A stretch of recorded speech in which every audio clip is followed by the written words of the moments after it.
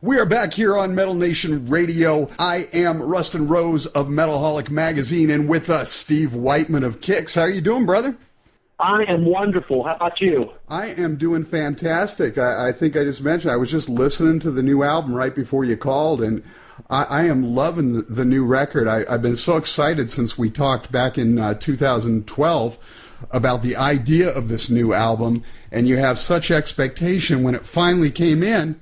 It actually met the expectations, so I'm really excited about that. That is so great to hear. That was our goal. I mean, we knew that going into this project that it was going to be it was a daring project because we were going into it without our main songwriter from the past, and it was our first collaborative effort as a band with Mark Shanker as our bass player, and it was a little bit daunting at first, but as we kept throwing the music into this pile and we kept pulling them back out and working on them, and by the time we got Taylor Rhodes involved, we knew that we had good people and we had the direction and we had the music, so it all fell into place. I guess the live album, you sort of told me, was sort of the impetus for the new record to happen. And Frontiers Records, who released the live album, had asked for a new studio album, yet you guys sort of ended up on Loud and Proud. Can you sort of tell us about the journey over the last couple of years, everything leading up to the new record? Yeah, Frontiers was there, and they agreed to release the live DVD CD called Live in Baltimore, and we needed some distribution, and they agreed to do it, and they put the bug in our ear and said we would love to have a new KIX studio album. So that's what got the juices flowing, and that's what got things churning. So we were like bouncing songs off of each other through the internet, writing songs and throwing them at each other and just putting them in this large pile of music. And at the same time, we were recording Taylor Rhodes to get on board, because we knew with Taylor's previous involvement with the band, because he had written songs with Donnie Purnell, he had co-produced some KIX albums. We thought we needed somebody outside of the band that could steer us in that direction that KIX fans would expect us to be in. So he was essential in harnessing what he felt would make a good KIX album, and not taking personal preferences. Like I threw in a ton of songs, but only 3 of mine got picked, and I'm okay with that because I trust Taylor's judgment. Mark threw in a bunch of songs, and him and Taylor collaborated on some songs. So when it was all said and done, it was still very much a collaborative effort. We all were in a room. We all had ideas. We were all able to speak our mind, change parts, make parts better. And it was the first time in our career as a band that we were able to do that. So we loved it. Well, yeah, I was going to say it has to be liberating after 30 years to finally write as a complete band rather than using only one member's ideas primarily. Yeah, that was hard because we all tried to contribute, but it was really, really difficult. He was not an easy person to work with, and that's probably why he's not involved in the band these days. Right. And I was sort of going back looking at the older albums, and there were bits here and there where you would write and some of the other guys would fill in, but it was mostly Donnie. And it's great to sort of hear the full effort come together, and it still sounds like a real KIX album. It's not like they're trying to be KIX, but the writer's not there anymore. You guys have a certain sound, and you guys have embraced that fully on this album. That's great to hear, because that was definitely our goal. And I have to imagine that this album, I know you sort of got into this groove of doing this idea for the fans because they've been waiting so long for some new music, but this has to be as much for you as it is for the fans. We really never had any intention of doing a new album. We were really content just going out and doing these shows, playing these festivals, giving the old fans what they wanted to hear. It took some convincing for me to make. I didn't think anybody would care. And then when we got Loud and Proud Records involved, because Loud and Proud Records is run by Tom Lipsky, who used to run CMC Records, which was the label that the last KIX album, Show Business, came out on. Right. So I knew having a real record label with Tom involved it made more sense to me. And that's sort of when I got really excited about it. And when we got Taylor involved, and when we sat down in Mark's studio in his house in Virginia, and we started putting that music together, and we all come out there just kind of glowing, thinking, wow, that's the way it should have been all along, and it's a shame that it wasn't, and it felt so good. Well, yeah, and I was going to ask you that. How did all of you guys writing, having Taylor in the process again, not having sort of that cloud over your heads, how did that change the dynamics of the atmosphere during the recording? It was free and flowing, as opposed to do it like this and don't waver from that. Listen to how I tell you to do it, and that's it. So we didn't have any of that. It was you got an idea, let's hear it, and if it's good, let's use it.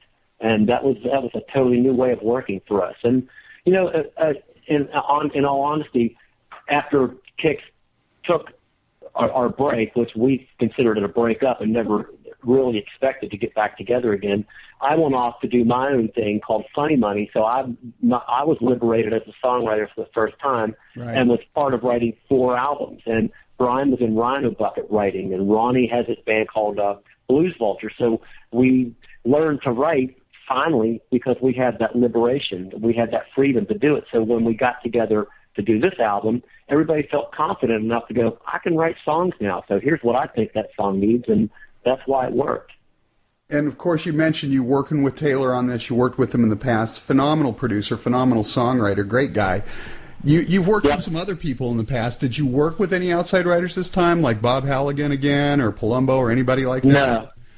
No, Mark brought in a lot of great music, and Mark writes with some old friends. There was a guy named Rob Galpin who used to be in my band Funny Money with Mark and I, and I'm sure Rob's got some writing credits on this. He's a great songwriter, great guy, but as far as known outside writers, no, it's all in-house.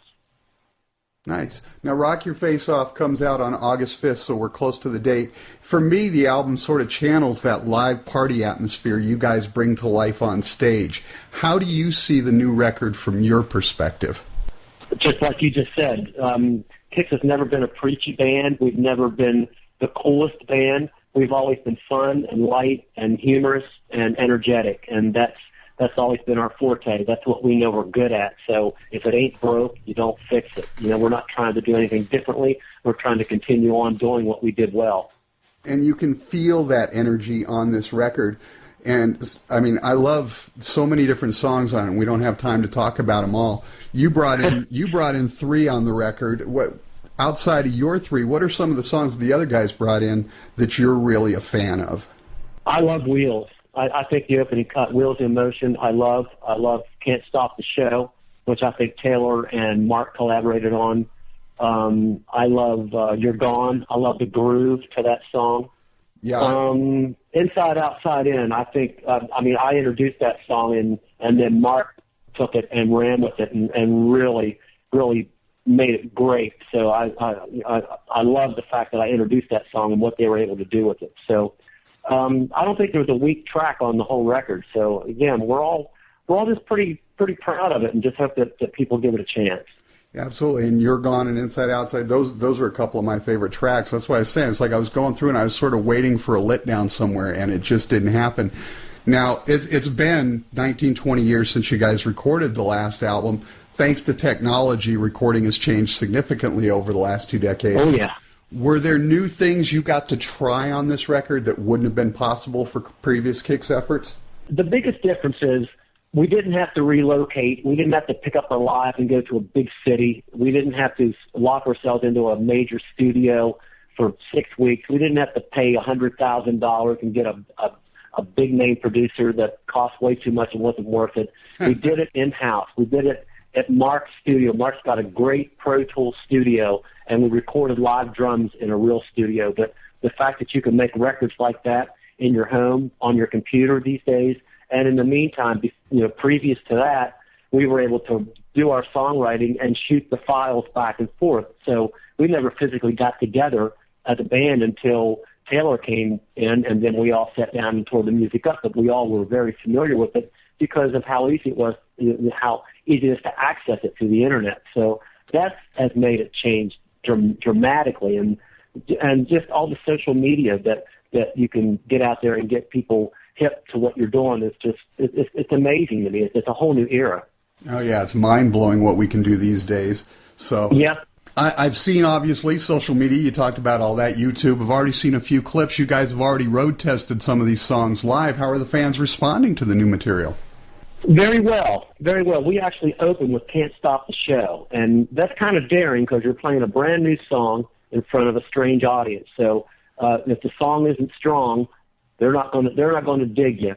But it's been getting over very well. We've elongated the intro, so we go out with that bum bum bum bum, with each band member going out at one at a time and getting this huge applause. So it's kind of the anticipation really built, and then when the song starts, they're into a frenzy already. So it works great, and we've been playing top down, and yeah, it's been working well. So when the record's released and we start getting feedback as to what the favorite tracks are and what fans want to hear, I'm sure we'll add more. But for now, we're going to stick with those two and give the KIX fans that classic KIX music that they all come out to hear.